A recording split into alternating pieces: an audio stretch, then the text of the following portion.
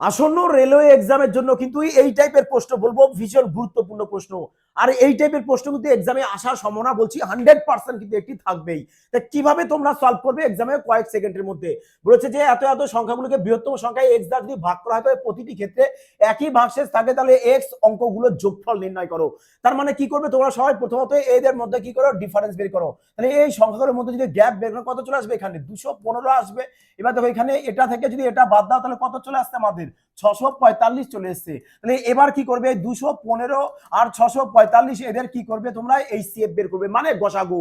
তাহলে এদের যদি গসাগু বের করে তাহলে গসাগু চলে আসবে কত আমাদের? তাহলে দেখবে এদের গসাগু চলে আসছে আমাদের কত? 215 আসছে। তাহলে এদের গসাগু যদি 215 চলে আসে তাহলে 215 কি চলে আসবে তোমার সংখ্যাটা? তাহলে বলেছে এবার এই সংখ্যাটার যোগফল বের করতে বলেছে। যোগফল কত চলে আসছে দেখো, 5 আর 2 7 রেখে 8, তাহলে 8 চলে আসবে যোগফল এক্স অঙ্কের। ব্যাস, তাহলে অপশন সি চলে আসছে কারেক্ট অ্যান্সার। তাহলে সেম ভাবে তোমরা কিন্তু এই প্রশ্নটাকে সলভ করে সবাই কমেন্টে জানাবে যে তোমাদের কারেক্ট অ্যান্সার কত চলে এসেছে। এবং যদি টিপসটা ভালো লাগে বলবো অবশ্যই একটি কমেন্ট, লাইক এবং শেয়ার কিন্তু অবশ্যই করে দিও।